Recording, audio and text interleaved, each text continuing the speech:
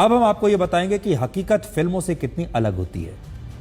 Hollywood की फिल्मों ने अब तक दुनिया की यही धारणा बनाई है कि जब एलियंस भी इंसानों पर हमला करेंगे, पृथ्वी पर हमला करेंगे किसी दूसरे ग्रह से, तो आपको बचाने वाला सिर्फ अमेरिका होगा और उसकी अंतरिक्ष एजेंसी नासा के वैज्ञानिक आपको बचा लेंगे। आज सिर्फ बॉलीवुड की फिल्मों के कारण ही दुनिया भर के लोग नासा में जाकर काम करने का सपना देखते हैं, नासा को बेहतरीन एजेंसी मानते हैं, सोचते हैं कि अंतरिक्ष विज्ञान को नासा से बेहतर कोई और समझ नहीं सकता। नासा का नाम बच्चा बच्चा जानता है। लेकिन आज बड़ा सवाल यह है कि क्या नासा के बारे में आपको बताई गई ये सारी बातें वाकई में सही भी हैं? क्या वाकई नासा इतना कॉम्पिटेंट है? 9 महीने से अंतरिक्ष में फंसी सुनीता विलियम्स और बुच विल्मोर आखिरकार पृथ्वी पर अब लौटने वाले हैं। लेकिन उनकी यह वापसी नासा के अंतरिक्ष यान से नहीं हो रही। नासा उन्हें वापस नहीं ला पाया। वहां छोड़कर तो आ गया अंतरिक्ष के स्पेस स्टेशन में, लेकिन वापस नहीं ला पाया। 1 वे जर्नी थी, यानी उन्हें 1 वे टिकट दिया था। इन दोनों अंतरिक्ष यात्रियों को इलॉन मस्क की कंपनी स्पेस एक्स का एक अंतरिक्ष यान अब पृथ्वी पर ला रहा है। इस अंतरिक्ष यान का नाम है ड्रैगन और आज ही सुबह 10:35 पर इसे अनडॉक किया गया है।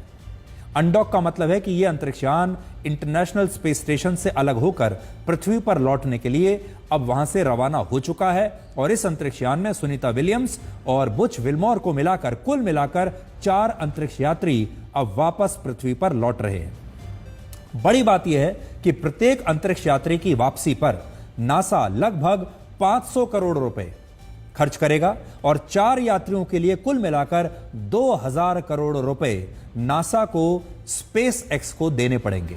यह खर्चा है 4 लोगों का 2000 करोड़ रुपए खर्चा है अंतरिक्ष यान से स्पेस स्टेशन अंतर्राष्ट्रीय स्पेस स्टेशन से पृथ्वी पर लाने का। सोचिए दुनिया नासा के बारे में क्या क्या सोचती थी। आज स्थिति यह है कि अपने अंतरिक्ष यात्रियों को पृथ्वी पर वापस लाने के लिए उसे स्पेस एक्स को 2000 करोड़ रुपए देने पड़ रहे हैं। नासा की इस नाकामी का बड़ा कारण यह है कि उसने मशहूर कंपनी बोइंग के साथ अंतरिक्ष यात्रियों को वापस लाने के लिए जो स्पेसक्राफ्ट विकसित किया था, वो कई कोशिशों के बाद भी सफल नहीं हुआ। इस स्पेसक्राफ्ट का नाम है स्टारलाइनर और यह वही अंतरिक्ष यान है जिसमें नासा ने 5 जून 2024 को सुनीता विलियम्स और बुच विल्मोर को अंतरिक्ष में भेजा था। यह पूरा मिशन सिर्फ 8 दिन का था और 8 दिन के बाद सुनीता विलियम्स और बुच विल्मोर की वापसी होनी थी। लेकिन नासा के इस अंतरिक्ष यान में खराबी आ गई और उसे दिशा दिखाने वाले 5 थ्रस्टर बंद हो गए और इस अंतरिक्ष यान की हीलियम गैस भी लीक होने लगी। नासा ने कई कोशिश की लेकिन वो हॉलीवुड फिल्मों जैसा कोई चमत्कार नहीं कर पाया। यानी हॉलीवुड की फिल्मों में तो नासा कुछ भी कर देता है, लेकिन यहां नहीं हुआ क्योंकि यह असलियत है। आखिर में उसे एक private space company space x की मदद लेनी पड़ी और इससे आप समझ सकते हैं कि नासा की असली क्षमताओं को शायद अमेरिका ने फिल्मों के जरिए दुनिया के सामने बहुत बड़ा चढ़ाकर पेश किया है। सुनीता विलियम्स और बुच विल्मोर स्पेस एक्स के जिस अंतरिक्ष यान से लौट रहे हैं वो आज रात 3:27 पर फ्लोरिडा में स्प्लैश डाउन करेगा। स्प्लैश डाउन का मतलब है कि यह अंतरिक्ष यान समुद्र में लैंड करेगा और इस लैंडिंग के बाद आखिरकार सुनीता विलियम्स और बुच विल्मोर पृथ्वी पर वापस आ जाएंगे। सुनीता विलियम्स दुनिया की तीसरी ऐसी महिला अंतरिक्ष यात्री होंगी जिन्होंने सबसे ज्यादा 286 दिन अंतरिक्ष में बिताए हैं। उनसे पहले क्रिस्टीना कोच 328 दिन बिता चुकी हैं और पेगी विटसन ने 289 दिन अंतरिक्ष में बिताए हैं।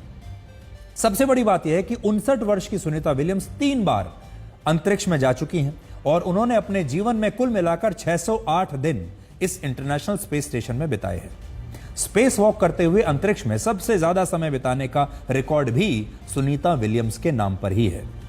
पृथ्वी की सतह से इंटरनेशनल स्पेस स्टेशन की दूरी 402 किलोमीटर है और यह बात शायद आपको पता नहीं होगी कि स्पेस स्टेशन में एक दिन 24 घंटे का नहीं बल्कि सिर्फ 90 मिनट का होता है।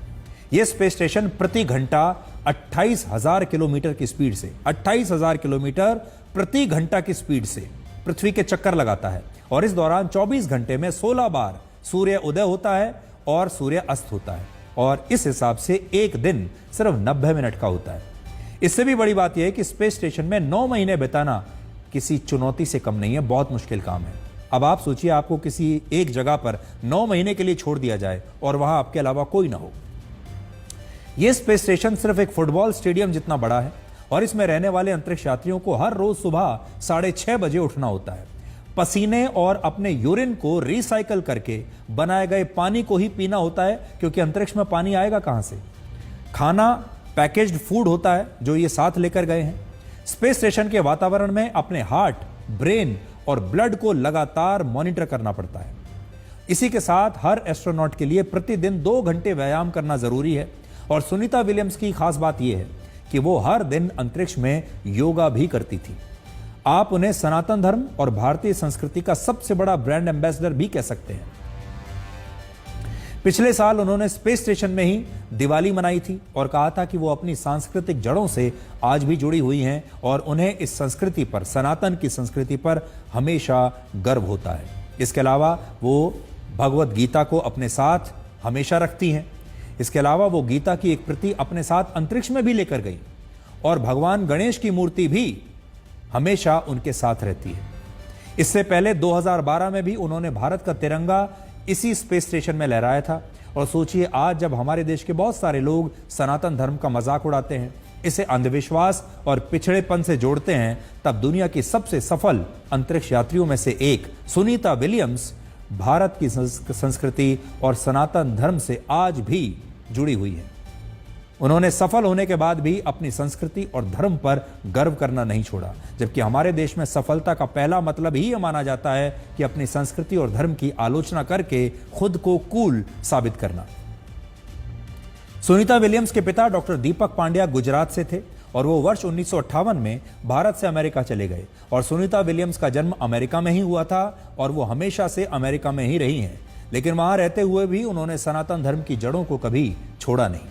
हालांकि आज जब वो वापस लौट रही हैं, तब प्रधानमंत्री मोदी की एक चिट्ठी हमें मिली है जो उन्होंने 1 मार्च को सुनीता विलियम्स को लिखी थी।